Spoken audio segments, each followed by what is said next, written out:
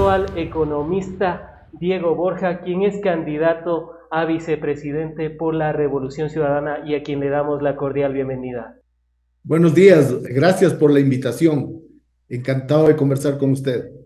Muchísimas gracias por haber aceptado la invitación, economista. Y para hablar de la entrevista vamos a hacer por tres bloques. Primero el tema económico, después el tema político y al último el tema de la unidad.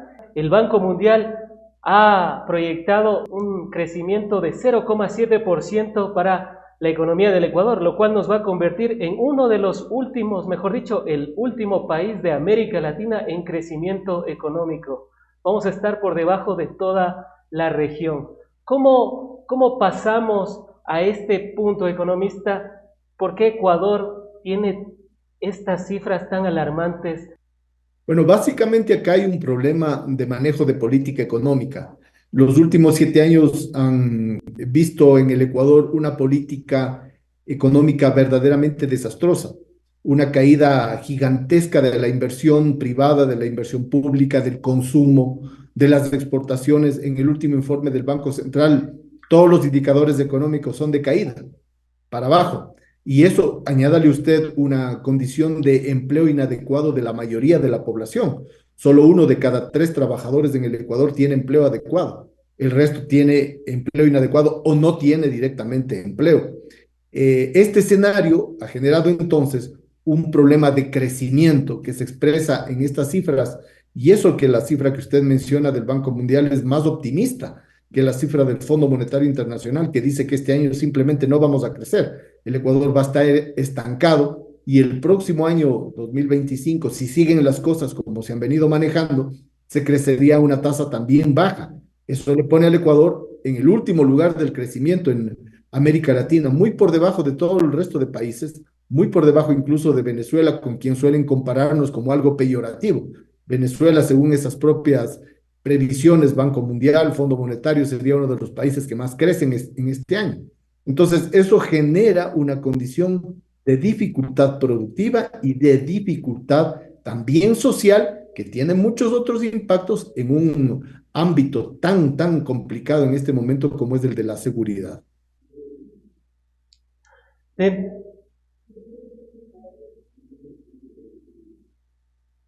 Dentro de su experiencia, economista, está como ex ministro de Coordinador de Política Económica, cargo que ocupó hasta el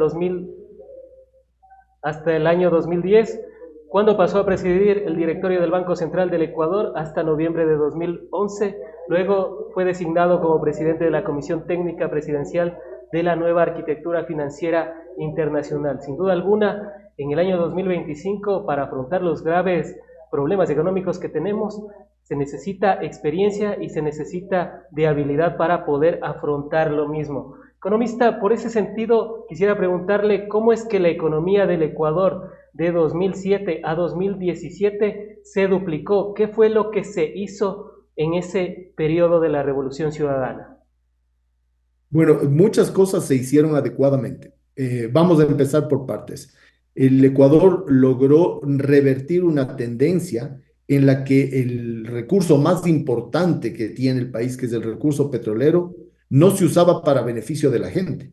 Se usaba, por ejemplo, para constituir fondos que permitían el prepago o el pago de la deuda externa sin ocuparse de las necesidades nacionales. Eso se cambió completamente y esos recursos se utilizaron para inversión nacional, mejorando educación, salud, infraestructura, provisión de energía eléctrica, y más capital social, que le permitió al Ecuador pasar de un crecimiento muy bajo a un crecimiento muy importante en América Latina y en el mundo. El país se convirtió en un ejemplo de crecimiento y de utilización de los recursos.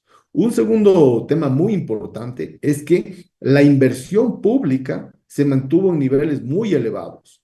Llegamos en el 2014 a una inversión pública del 15% sobre el PIB, versus una inversión que hoy día puede compararse, que ha bajado casi al 1,8%, menos del 2% de inversión pública.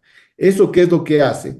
Eso evita tener contextos productivos favorables para el capital privado. El capital privado se fija en qué contexto se va a dar sus inversiones para saber si hay ganancia. Si no es un contexto adecuado, se ahuyenta. Ese contexto adecuado se lo creó en el periodo que usted menciona y por eso es que tenía una inversión privada importante y una inversión pública muy importante. En tercer lugar, se usaron los recursos de endeudamiento para ampliación del capital social, pues. O sea, se endeudaba el país, pero se invertía de forma tal que la capacidad productiva se multiplicó, como usted menciona, en 3 veces. Esas fueron básicamente las razones por las cuales pudimos lograr en un periodo corto de tiempo, 10 años, pasar de un crecimiento bastante mediocre, digamos, a un crecimiento importante, a un crecimiento medio. Y esto también se reflejó en el bienestar de las personas. La gente estaba en mejores condiciones para emplearse, para consumir, para endeudarse incluso, en condiciones adecuadas. Todo eso se perdió en el 2017 y verdaderamente se convirtió en todo lo contrario hasta el año 2024. Y precisamente en estos momentos, ¿cómo volver a generar esas condiciones materiales de desarrollo que antes teníamos? Éramos el segundo país más seguro de América Latina, teníamos una de las mejores redes viales de la región, nuestro sistema de salud estaba catalogado como en vías de ser uno de los mejores también de la región, tenemos algunos hospitales de categoría internacional, fruto de esa inversión que se hizo durante ese periodo del 2007 al 2017, incluido algunos indicadores como el tema de la energía eléctrica, que nosotros, según el Consejo Mundial de Energía Eléctrica, somos hasta 2015-2016 éramos el quinto país en el mundo en soberanía y seguridad energética y el primero de la región. ¿Cómo volver a tener eso, economista? Haciendo las cosas bien. Lo primero que hay que hacer es volver a recuperar la capacidad de inversión pública. Porque la inversión pública, a diferencia de lo que muchos analistas neoliberales consideran, no es excluyente para la inversión privada. Por el contrario, se convierte en un atractor para la inversión privada. Porque ¿qué es la inversión pública? La inversión pública es la asignación de recursos del Estado para contratar precisamente a proveedores privados, a empresas que le entregan servicios de construcción, que le venden bienes y servicios, que le dan un aliciente a la economía en general, porque se sienten seguros de que el ámbito en el que se encuentran va a ser cubierto con recursos de todos los ecuatorianos. Eso a su vez redunda en un beneficio general, porque usted tiene mejores carreteras, hospitales, puestos de auxilio para la policía, provisión de equipamiento, chalecos, carros, balas, escuelas, colegios, en fin, es un contexto que atrae a la inversión privada. Y si a eso le añade usted que en este mismo momento debemos entender que es un país tan inseguro como usted menciona, ¿cómo puede un país con esos niveles de homicidios, de vacunas, de secuestros, atraer al capital privado? La gente va a decir, no, pues, en el Ecuador, ¿por qué voy a invertir? Si uno, tengo serios problemas de seguridad y dos, no es un país atractivo que está creciendo, me voy a otro país. Cuando usted cambie esa condición, la propia inversión nacional, no me refiero ni siquiera a la inversión privada internacional, la propia inversión nacional decide volver a su país. ¿Y cómo poder hacer la inversión pública nuevamente, tomando en consideración los condicionamientos que tiene el Fondo Monetario Internacional con el Ecuador? Prácticamente nos limita la inversión pública. Revisaba las cifras y parece ser que al Fondo Monetario Internacional 500 millones es demasiado en inversión pública, cuando en el año 2017, por ejemplo, era cerca de 7.000 millones lo que se destinaba para la obra pública. Efectivamente es así. Por eso yo he mencionado en varias ocasiones que este acuerdo que han firmado con el Fondo Monetario Internacional es un acuerdo que al Ecuador no le sirve para nada. Por el contrario, le perjudica y le perjudica gravemente.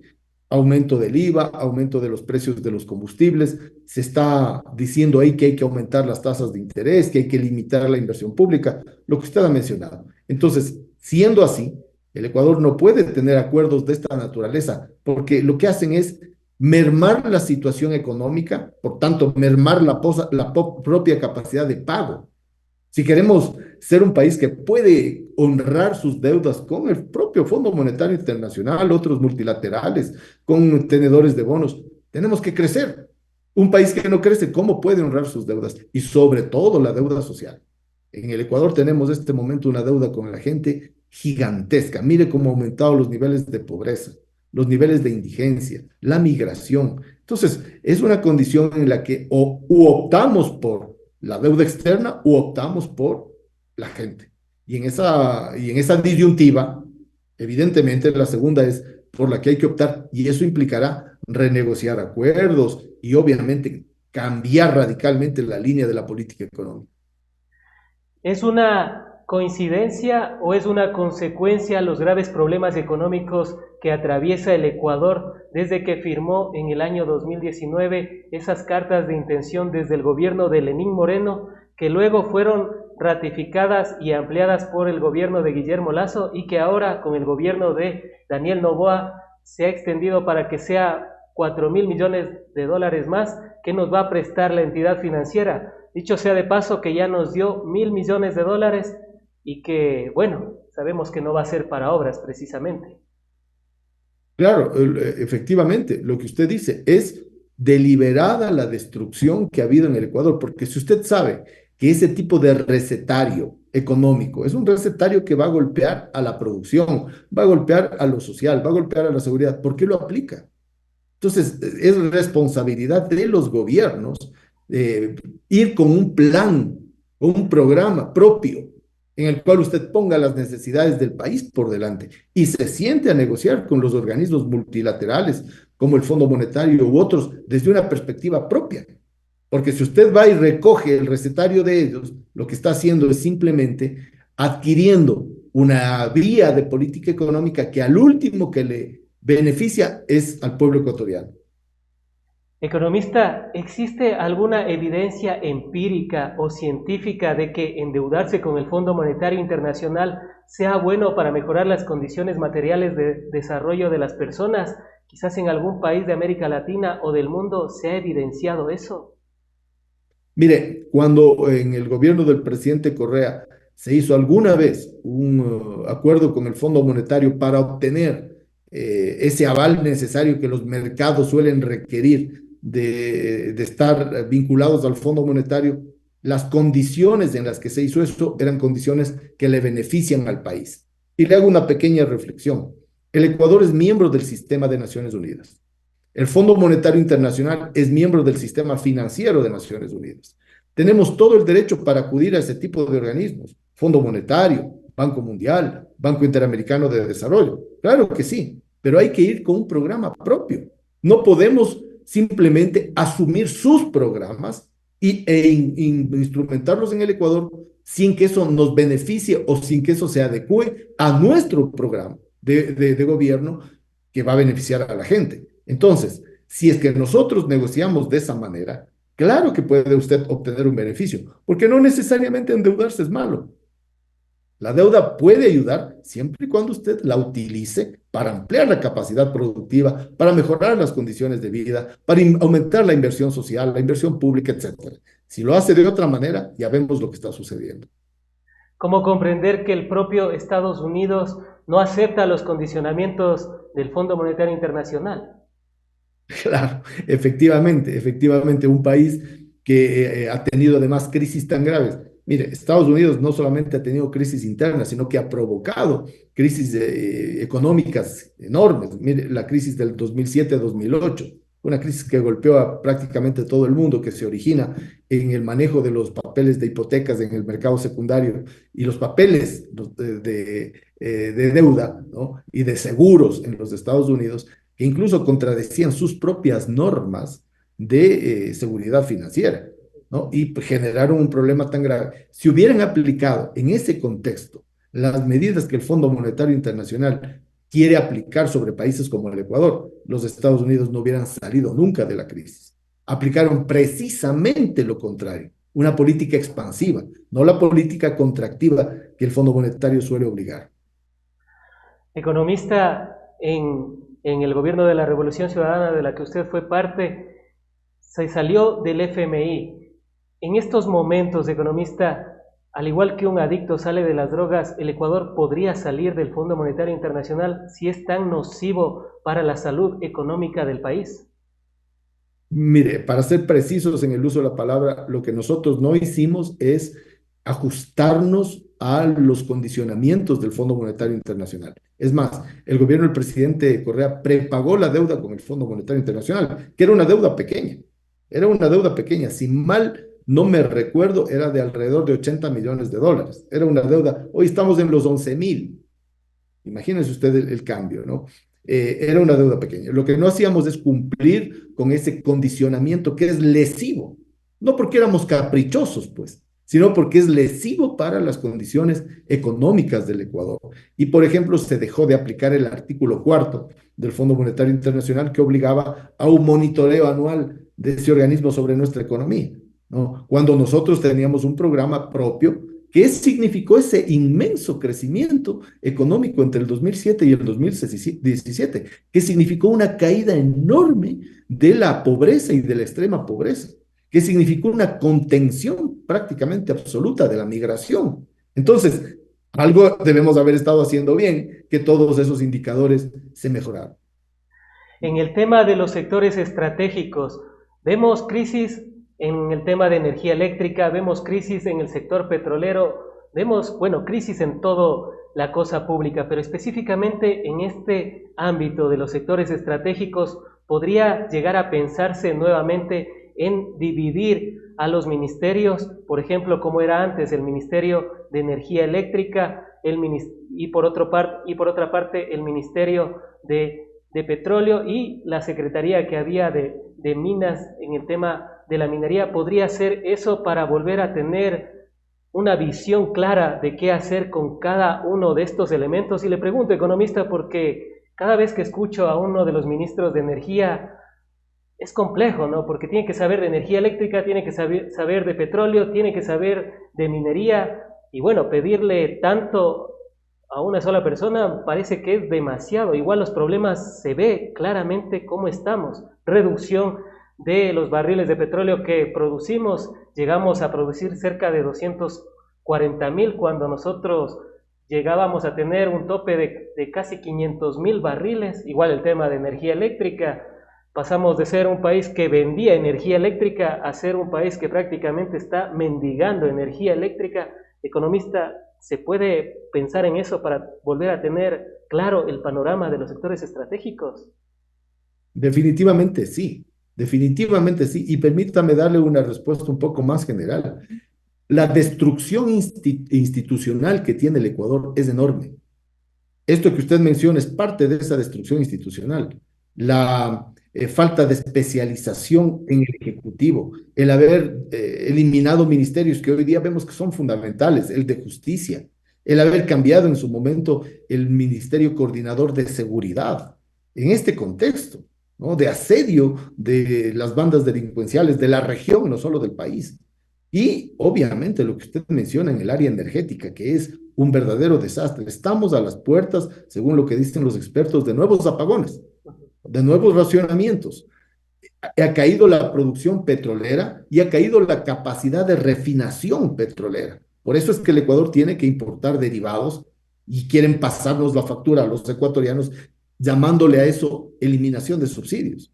Estamos subsidiando la ineficiencia de este gobierno, porque bajar la capacidad de refinación es obligarnos a importar más combustibles de fuera cuando el consumo interno ha aumentado y no somos capaces de cubrir ese consumo interno. Entonces, sin lugar a dudas, esa institucionalidad en el sector estratégico hay que repensarla completamente, arreglarla completamente, porque ahí está uno de los corazones importantes del funcionamiento económico de este país. Podría decirse que al Ecuador, a la ciudadanía que nos está viendo a través de sus teléfonos inteligentes, tablets y demás recursos tecnológicos, y que por supuesto nos sigue a través de En Retrospectiva, nos cuesta más esa ineficiencia, nos cuesta más el haberse dejado llevar por ese discurso del Estado obeso.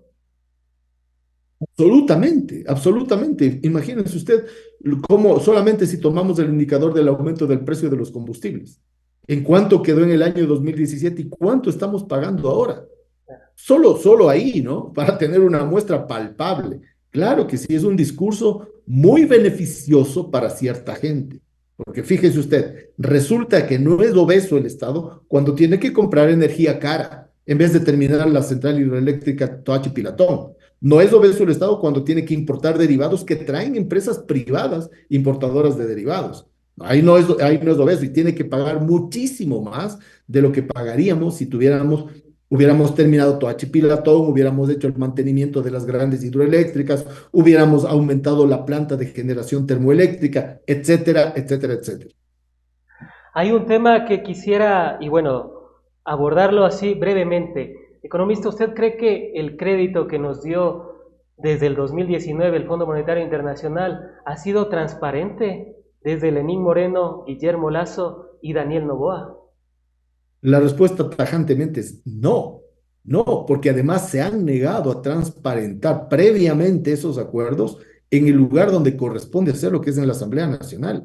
Y fíjese usted, este último acuerdo, nos enteramos los ecuatorianos luego de que se firma por la información que entrega el organismo, el Fondo Monetario Internacional, no por la información que entregan los funcionarios del Ecuador, cuando es obligación de los funcionarios del Ecuador transparentar qué están negociando a nombre de todos nosotros, porque los que terminamos pagando la factura somos todos los ecuatorianos. Entonces, desde luego, no ha sido transparente, no ha sido beneficioso y tienen que rendir cuentas en su momento porque han sido instrumentos para la destrucción productiva y la destrucción social del Ecuador. Si no fue transparente y hasta se podría decir que no fue constitucional el acuerdo, ¿qué hacer con el acuerdo en caso de estar ya en la presidencia y vicepresidencia respectivamente junto a Luisa González? Yo considero que se tiene que renegociar ese acuerdo y otros más que en este mismo momento no sabemos de qué alcance serán. En buena hora, el Fondo Monetario tiene obligaciones legales de transparentar los acuerdos. Hasta cierto punto transparentan. No todo, pero digamos, usted puede acceder a ellos a través de la página web de ese organismo. Y cuando usted lee el acuerdo, que además tuvimos el acceso en primer momento solo en inglés, usted veía la magnitud de lo que se había negociado a espaldas completamente de la ciudadanía. Entonces, ¿cuál sería la postura? En mi perspectiva, a mi juicio, habría que entrar en un proceso de renegociación de ese acuerdo para poder incluso cumplir con las obligaciones financieras. Es como cuando uno va a un banco y le dice, bueno, necesito un crédito, pero no te voy a poder pagar porque mis ventas no han aumentado y no van a aumentar ni el próximo año, ni el siguiente, ni el siguiente. Entonces, ¿por qué te doy plata? Si queremos incluso poder honrar ciertas deudas, que también hay que reperfilar, que hay que modificar esos tiempos de obligación de pago, ¿no? Porque el Ecuador, si no, se va a ahogar. Todo eso implica renegociaciones. Y para renegociar usted tiene que tener una ruta clara. ¿Qué voy a renegociar? ¿Cuándo voy a poder pagar? ¿En qué tiempo espero crecer? Etcétera, etcétera. Eso implica ponerle otra vez al Ecuador por delante de cualquier otro interés. Sin duda alguna, un acuerdo que inclusive planteaba una reforma tributaria, de lo cual nos podríamos quedar un buen tiempo, pero para seguir avanzando, economista, el tema político. Y antes de ir al tema político, amigas y amigos, muchísimas gracias por esa amplia sintonía en Facebook, en TikTok, en Instagram, en YouTube que nos están dando día tras día. Gracias por seguirnos, gracias por comentar. Recuerden que sus comentarios también son valiosos para nosotros como en retrospectiva y recuérdenlo, ya lo saben, hashtag la otra verdad. Economista, en la segunda parte quisiéramos hablar del tema político. Y bueno, uno de los temas que más se han hablado desde el anuncio de su precandidatura a la vicepresidencia por la Revolución Ciudadana es el tema de las críticas que le realizó al presidente Rafael Correa en el año 2015 y posteriormente el apoyo al 7 veces sí. Economista, ¿por qué fue esas críticas y por qué fue ese apoyo al 7 veces sí? Mire, en redes ha aparecido únicamente una parte en el cual hay un video que no se sabe muy bien qué es. Es un video en el cual yo estoy protestando junto a otros asambleístas constituyentes que estuvimos en Montecristi, ¿no? Y que fuimos parte del proceso de la Revolución Ciudadana con respecto al tema de la reelección indefinida. Y aquí vale la pena también añadir algo. El propio presidente Correa en Montecristi era el principal opositor a la reelección indefinida. Él no estaba de acuerdo con eso. Y en esa ocasión se muestra un video ahí a medias, mal informando incluso, era sobre ese tema. ¿Cuándo se hizo esa protesta? Cuando el presidente Correa era el presidente. Cuando el presidente Correa era el hombre más poderoso del país. Es una protesta de frente, es una protesta a la luz del día, no es como han querido manejar acá la información de que dan a entender de que sería una traición. No, las traiciones se hacen a obscuras y por la espalda. Esto fue por delante y a la luz del día, ¿no? Entonces, eh, eso sobre el tema de la protesta. Y sobre el tema de la consulta, yo lo he explicado, ¿no? Mire, un político no puede decir que ha sido engañado, porque uno tiene que tener la sagacidad política para poder entender por dónde van los tiros. Entonces, claro, yo hago una autocrítica y digo, no tuve la suficiente sagacidad, comprensión del momento para saber qué significaba esa consulta. Aparentemente era una consulta en la cual usted le pregunta al pueblo sobre cosas y eso es un acto democrático, claro, sí, está bien, pero la intención no era hacer una pregunta que amplíe la democracia. Y eso se vio a lo poquito tiempo, ventajosamente, que permitió que en mi caso me ponga en la otra orilla, porque cuando vemos a dónde lleva Moreno el gobierno, inmediatamente yo entré en una posición y bastante radical, cuando él nombra al ministro Richard Martínez como ministro de Economía y vemos que estaban ya enrumbándose por los acuerdos con el Fondo Monetario Internacional y todo eso. Entonces, contestando su pregunta de manera frontal y directa, no hay ahí un engaño. Hay un engaño, claro que sí, al pueblo ecuatoriano lo engañó, pero también hay un error político. Así como creo yo que hubo un error político en la propia nominación de la candidatura de Lenín Moreno por parte de Alianza País. ¿Tiene alguna relación con Democracia Sí y con Gustavo Larrea? En el momento que aparece el video, claro que sí, porque ahí marchábamos al lado de Gustavo Larrea, al lado de Alberto Acosta, al lado de algunos otros asambleístas que estuvieron en el primer proceso de la Revolución Ciudadana y que luego se fueron alejando, ¿no? Claro que sí, pero luego de ese proceso, de ninguna manera, cuando ya Gustavo Larrea se pone como uno de los hombres fuertes del gobierno de Lenín Moreno, la relación ahí no existe, no existió. ¿Cuál es la diferencia entre ser un crítico y ser un traidor? Para mí, la crítica es cuando usted la hace de manera frontal, de manera directa, de manera responsable en el sentido de su convicción política. Y por eso yo siempre he insistido, yo no me he salido de mi línea política nunca. En Montecristi fui parte de todo ese enorme grupo de asambleístas que apoyamos una constitución que amplió la democracia y dentro de esas líneas de ampliación de la democracia estaban por ejemplo, estos temas vinculados a la no reelección indefinida de las personas que se presentan a elección popular, no solo del presidente, era de todas las personas que se presentan a espacios de elección popular, alcaldes, prefectos, asambleístas, presidentes y todo. Esa línea la mantuve en Montecristi y la mantuve en el año 2014 cuando se hizo la protesta. Primero. Segundo, cuando usted la hace de manera responsable, está motivado por una visión política, ideológica y de servicio, no de servirse.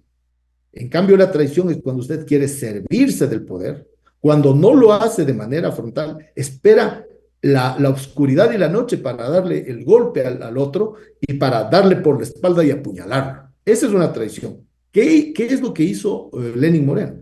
Lenín Moreno hablaba, cuando fue candidato, hablaba de que ha sido un honor cabalgar con Correa, ¿no? Que para él en su historia dirá que es un honor, pero utilizó el espacio del poder cuando ya el presidente Correa había salido y ya no estaba en el poder, utilizó ese espacio a espaldas de manera rastrera para perseguir a sus compañeros y traicionar no solo a Correa, no solo a la Revolución Ciudadana, al país, al país. ¿Cómo podemos catalogar los ecuatorianos lo que hizo en octubre del 2019?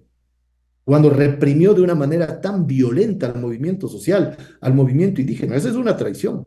¿Cómo podemos entender los ecuatorianos cuando cambia el programa de beneficio social al programa neoliberal con el Fondo Monetario? Eso es una traición. Y ya digo, no, no solo a la Revolución Ciudadana, no solo a Rafael Correa, sino al país entero. Esa es la diferencia, para mí, entre lo que es una crítica de lo que es una traición. A propósito del presidente Rafael Correa, hay quienes piensan que, al igual que el encebollado puede ir sin cebolla, el correísmo podría ir sin Rafael Correa. ¿Usted qué opina, economista? Eso no existe. Eso no existe. Mire, Rafael Correa es un líder probablemente único, único en la historia nacional, en varios sentidos, ¿no? En varios sentidos. Es un líder que incluso estando asediado, perseguido, golpeado desde aquí y exiliado, tiene una presencia política en el país más grande que cualquier otro líder nacional, más grande que cualquier otro político nacional, estando fuera del país. Dígame usted si eso ha habido alguna vez en la historia nacional o en la historia latinoamericana, porque, por ejemplo, podríamos comparar con el expresidente argentino Juan Domingo Perón, que estuvo exiliado y tenía una fuerte presencia en la Argentina, ¿no? Puede compararse, pero ahí todavía existía un movimiento peronista en in situ, ¿no? Y estaba perseguido, estaba y tal. Quizás se podría comparar con ese evento, que es a mediados del siglo pasado, bueno, al segundo tercio del siglo pasado, digamos. Quizás ahí, pero internamente no hay una comparación. ¿Con quién? ¿Qué líder? Ni siquiera Velasco, porque Velasco llegaba, era presidente y al rato ya lo volvían a defenestrar, ¿no? Acá no, hay una permanencia, incluso estando perseguido, ¿no? Esa es una condición única de un liderazgo muy fuerte, de un liderazgo muy presente, de una capacidad de comprensión, incluso estando afuera. Cuando uno está afuera tiende a perder la percepción de lo que pasa en el país.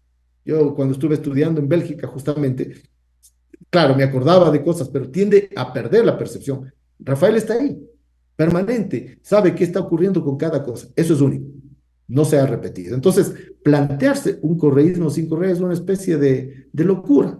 Yo no sé si realmente alguien lo pueda decir con seriedad, a menos que haya intereses. A menos que haya intereses de decir, bueno, vamos a dejar afuera a Rafael Correa y ahí se va a quedar de manera absolutamente injusta, porque lo que han hecho con él es una persecución que al Ecuador le deja como un país de tercera en el concierto mundial. ¿Qué país en el mundo puede perseguir a un expresidente con el cargo de influjo psíquico? O sea, ¿se imagina usted cómo nos ven en el extranjero? Como un país, como un Estado fallido. Esto no es un Estado de derecho. Entonces, todo ese condicionamiento hace que el planteamiento de un correísmo sin Correa sea una locura, ¿no? Una quimera para cierta gente y una inviabilidad político-histórica. Diego Borja, ¿a quién le sería leal? ¿Al proyecto de la Revolución Ciudadana, al presidente Rafael Correa, a ambos o a quién le sería leal? Y le falta uno, a tres, al Ecuador. En primer lugar, a mi país, del cual nunca me he salido yo en la línea. En segundo lugar, al partido que ha confiado en mí, que es la Revolución Ciudadana. Y en tercer lugar, obviamente, a mi compañera de fórmula, Luisa González, sin que ese sea el orden, porque todos estarían en el mismo nivel. Si uno es leal al Ecuador, es leal a la Revolución Ciudadana y es leal a la presidenta. Entonces, no vayan a distorsionar y decir, no, en el tercer lugar le pone a la presidenta. No, es en el mismo lugar porque si uno es desleal al país, es desleal al proyecto político y es desleal a quien lidera el proyecto político, que en este caso es Luisa González. Y a propósito de Luisa González, el proyecto de la Revolución Ciudadana ha estado en tiempos de mujeres, ya va varios años. Recordamos a Marcela Holguín como una de las vicepresidentas que tuvo la Asamblea Nacional. Actualmente está Viviana Veloz como la primera vicepresidenta de la Asamblea Nacional, que después ya pasará a presidir la presidencia cuando Henry Kronfle ya deje el cargo para lanzarse también en su candidatura y su carrera presidencial. ¿Cómo interpretar esta confianza que se ha dado y el momento de mujeres, principalmente con Luisa González como encabezadora del proyecto de la Revolución Ciudadana y como encabezadora, en este caso, nuevamente de la carrera presidencial?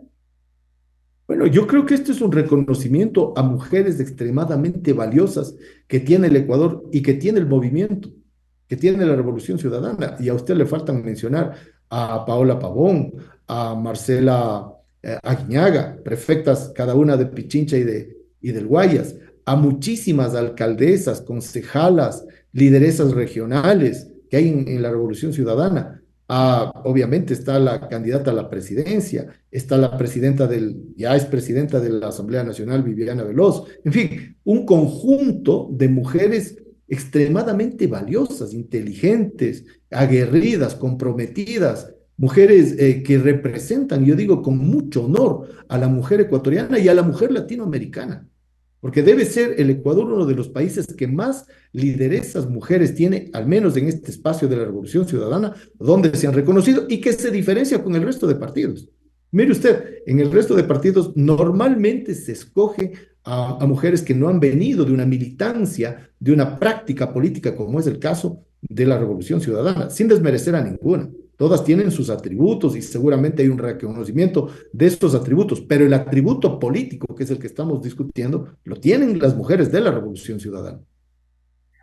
Para ir a la tercera parte, y antes de ello, amigas y amigos, recuerden seguirnos a través de todas nuestras plataformas. Estamos en YouTube como En Retrospectiva, en Facebook como En Retrospectiva, estamos en TikTok también como En Retrospectiva, y ya lo saben, con el hashtag La Otra Verdad, porque no existe una sola verdad, sino existen varias maneras de interpretar la realidad que luego se convertirán en verdades. Dependerá de quién tenga la mayor cantidad de poder para posicionar precisamente su verdad. Economista, en el tema de la unidad de las izquierdas, ¿cómo ve este proceso? Bueno, ya tenemos 17 precandidatos a la presidencia y vicepresidencia. ¿Cree que dentro del proceso que inició el 31 de julio en la Casa de la Cultura Ecuatoriana, donde históricamente se reunieron algunos partidos, Revolución Ciudadana, Pachacutic, Reto, Centro Democrático, Unidad Popular, Partido Socialista, independientemente de lo que se dijo después, puede, con Unidad Popular, puede que haya algún tipo de unidad de cara a las presidenciales del 2025? Mire, yo quiero irme por el lado optimista primero, antes por el otro. Cuando inicia este proceso, yo soy uno de los primeros en salir a plantear la necesidad de una convergencia, y no solamente de labios para afuera, porque desde que apareció mi nombre como posible candidato presidencial, planteé una convergencia. Es más, lo dije públicamente y tuve conversaciones directas con dirigentes políticos en la izquierda democrática, en centro democrático, que era el espacio del centro izquierda que pensaba yo que debía ser ocupado por una alianza, ¿no? Y claro, para mucha gente eso sonaba a herejía. ¿Cómo se le ocurre plantear alianzas con la izquierda democrática, con centro democrático, con el correísmo?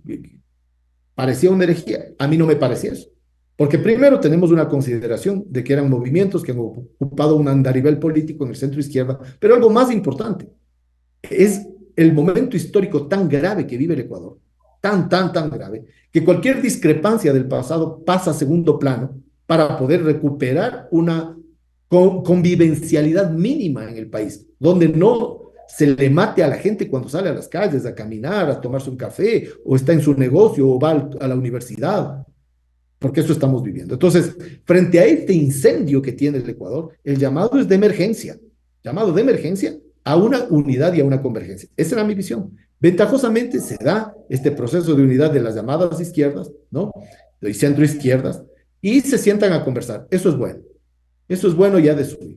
Que se hayan puesto de acuerdo para discutir un programa es bueno. No solamente están hablando de personas, están hablando de programa. Eso también es bueno. Que se hayan planteado que si pasa alguno de los miembros de esta andarivel político de la izquierda y el centro izquierda a segunda vuelta, el resto va a apoyar, también es bueno. Acordémonos que en el año 2021 la candidatura de la Revolución Ciudadana pierde las elecciones por el voto ideológico al que llamó en su momento Pachacuti. Ahora, eso no sucedería de acuerdo a lo que estamos viendo en esta convergencia que está dándose de las izquierdas, independientemente de si sale o no un binomio conjunto. que lo veo difícil. No veo la posibilidad real ni de listas conjuntas ni de binomio conjunto. Ahora, si es criticable en mi perspectiva que un miembro de este proceso de unidad haya iniciado una guerra verbal inaceptable contra otro miembro de este grupo de la unidad, como es el Partido Socialista con la Revolución Ciudadana. Eso a mí me parece que desdice mucho de incluso la madurez del participante. ¿Por qué? Porque entre los acuerdos a los que se llegaron era mantener una campaña limpia, ¿no? Y eso estamos viendo que ha sido criticado incluso por sus mismos compañeros dentro del partido que le está promocionando. Uno de los cuestionamientos que se le ha hecho al presidente Rafael Correa es precisamente el tema de la intolerancia. Pero cuando vemos su candidatura y las críticas fuertes y acérrimas que usted realizó, y eso hay que destacarlo de frente, no fue que tiró la piedra y escondió la mano, sino que fue directamente en las cuestiones que usted no consideraba que se estaba caminando bien. En ese sentido, se está dando un mensaje por parte de la Revolución Ciudadana, por parte del presidente Rafael Correa, de ser tolerante y abrir los brazos y extender la mano en estos momentos tan críticos que vive el Ecuador, prácticamente de terapia intensiva.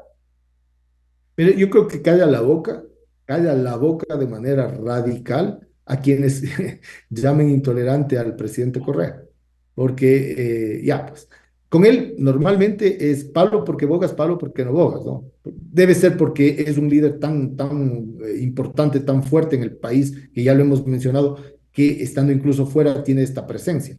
Pero normalmente es un doble rasero con el que se usa aquí para catalogar, por un lado, a Rafael Correa y al correísmo, y por otro lado, a otros. A otros dice, ni siquiera se le ven. Mire usted, está de candidato por alguna otra lista, Gustavo Larrea, que fue colaborador directo de Moreno. Y ahí no se habla de traición ni de nada al país. Como que no pasara. Pero claro, cuando hay alguna cosa medio,